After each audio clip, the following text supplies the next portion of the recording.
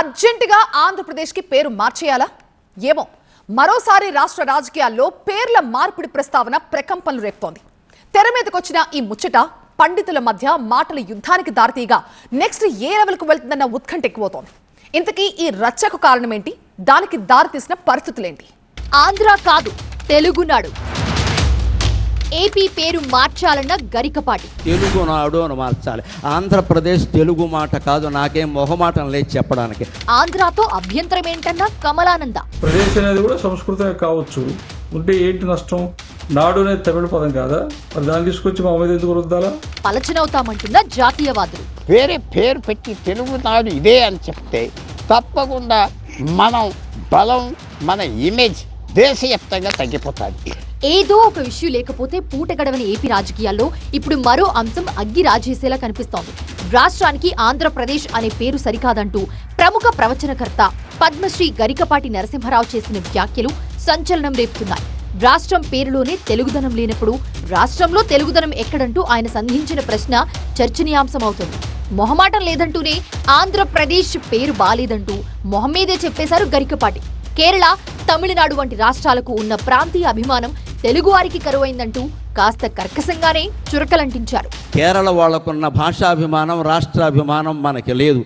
నిన్ననే వాళ్ళు కేరళ అనే రాష్ట్రాన్ని కేరళం అని మార్చారు. మన ఆంధ్రప్రదేశ్ రాష్ట్రాన్ని కూడా ఎన్టీ రామారావు గారు ఆశయానికి అనుకూలంగా తెలుగునాడు అని మార్చిన్నాడు. మనకు ఖచ్చితంగా జాతీయాభిమానం ఉంటుంది. తెలుగునాడు అని మార్చాలి. ఆంధ్రప్రదేశ్ తెలుగు మాట కాదు, నాకేం మొహమాటం లేదు చెప్పడానికి. ఉత్తరప్రదేశ్ ఎంతో, హిమాచల్ ప్రదేశ్ ఎంతో, మధ్యప్రదేశ్ ఎంతో, ఆంధ్రప్రదేశ్ కూడా అంతే. తెలుగుదనం మన రాష్ట్రం పేరులోనే లేదు. ఎన్టీ రామారావు గారు తెలుగునాడు అని మార్చడం కోసం నానా యాతనలు పడ్డాడు ఆయన. మళ్ళీ తెలుగునాడు అని మార్చాలి. తమిళనాడులాగే తెలుగునాడు అని మార్చాలి. ఒక సున్నా లేకపోతే వాళ్ళకి ఇబ్బంది ఏందా? కేరళ వాళ్ళు వెంటనే మా రాష్ట్రం, మా భాష కేరళం అని మార్చాల్సిందే అనుకున్నారు. అటువంటి పట్టుదల మనలో వస్తే రాష్ట్రం పేరు కాదమ్మా, తెలుగు ప్రజల బతుకులు కూడా మారతాయి ఖచ్చితంగా. గరికపాటి చెప్పిన మాటల్లో వాస్తవం లేకపోలేదు. భాషా ప్రయుక్త రాష్ట్రంగా ఏర్పడిన ఆంధ్రప్రదేశ్కు ఆ పేరు సాహేతుకమైంది కాదని, తెలుగునాడుగా మార్చాలని గతంలో ఎన్టీఆర్ చాలా ప్రయత్నాలు చేశారు. కానీ అది కార్యరూపం దాల్చలేదు. ఇప్పుడు అదే అంశాన్ని లేవనెత్తిన గరికపాటి వీలైతే ఏపీకి తెలుగునాడుగా పేరు పెట్టాలని సూచించారు. అయితే గరికపాటి వాదనను నిర్ద్వంద్వంగా తప్పుపట్టారు స్వామి కమలానంద భారతి. అచ్చ సంస్కృత పదమైన ఆంధ్రాతో వచ్చిన అభ్యంతరమేంటని ప్రశ్నించారు. తమిళనాడులోని నాడు అనే తెలుగు పదాన్ని తెలుగునాడుకు తగిలించి తెలుగు పేరుగా ఎలా చెప్పుకుంటారని ఎద్దేవా చేశారు.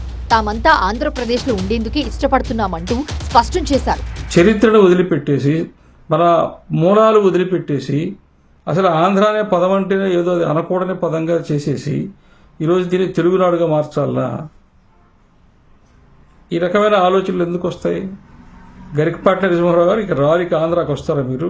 ప్రదేశ్ అనేది కూడా సంస్కృతమే కావచ్చు, ఉంటే ఏంటి నష్టం? నాడు అనేది తమిళ పదం కాదా? మరి దాన్ని తీసుకొచ్చి మా మీద ఎందుకు రుద్దాలా? ఇట్లాంటి మేధావులే ఆంధ్రప్రదేశ్కి మద్రాసు రాకుండా చేశారు.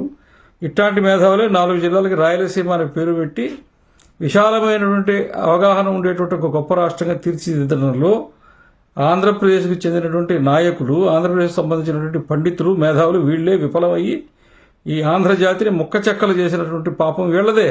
ఆంధ్రుల అభిమానం కలిగినటువంటి వాళ్ళంగా ఈ ఆంధ్రదేశంలో, ఆంధ్రప్రదేశ్లో మేము ఉంటూ ఉంటే మా అభీష్టంతో పని లేకుండా, మా నమ్మకాలు, మా విశ్వాసాలు, మా సెంటిమెంట్స్తో పని లేకుండా సంవత్సరానికి 2 ఏళ్లకు ఒకసారి పక్కన వచ్చి ఇక్కడ ఒక మీటింగ్లో ఇది ఆంధ్రాగా తెలుగునాడు చెప్తే వినేంత అమాయకులం మేము కాదు, మాకు అవసరం లేదు.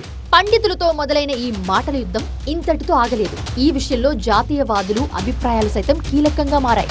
ఆంధ్రప్రదేశ్ను తెలుగునాడుగా మార్చడం సాధ్యమేనా?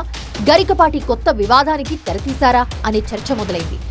కానీ ఇప్పుడు తెలుగువారికి 2 రాష్ట్రాలున్నాయి. వాటిలో ఒకదానికి మాత్రమే తెలుగునాడు అని పేరు పెట్టడం వల్ల దేశం ముందు పలచనైపోమా అని ప్రశ్నిస్తున్నారు విశ్లేషకులు. చెన్నై, బొంబాయి, కలకత్తా ఇవన్నీ మార్చాం. దానివల్ల ఆ ఊర్లకి ఏం ఉపయోగపడలేదు, అక్కడ ఉన్న ప్రజలకు ఉపయోగపడలేదు. ఆ బ్రాండ్ ఏదైతే 100 సంవత్సరాలు బట్టి ఉన్నదో అది సఫర్ ఉంది. ఇప్పుడు ప్రత్యేకంగా ఆంధ్రప్రదేశ్లో తెలుగునాడని మారిస్తే అర్థం ఏంటంటే ఈ దేశంలో ఇంకో ప్రాంతం లేదు తెలుగు ప్రజలు ఉండేది.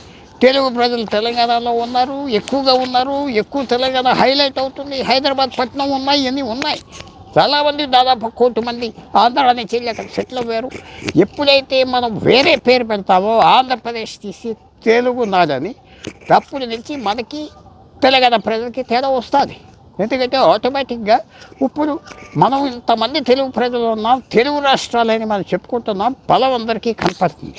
ఈ వేరే పెడతాం, వేరే పేరు పెట్టి తెలుగునాడు ఇదే అని చెప్తే తప్పకుండా మనం బలం, మన ఇమేజ్ దేశవ్యాప్తంగా తగ్గిపోతుంది. మరి ఈ పేరు రచ్చ ఇంతటితో ఆగుతోందా? పొలిటికల్ పార్టీలు ఎంట్రీ మరింత పెరుగుతూ ముందుకెళ్తుందా అన్నదే ఇప్పుడు ఆసక్తి రేపుతోంది.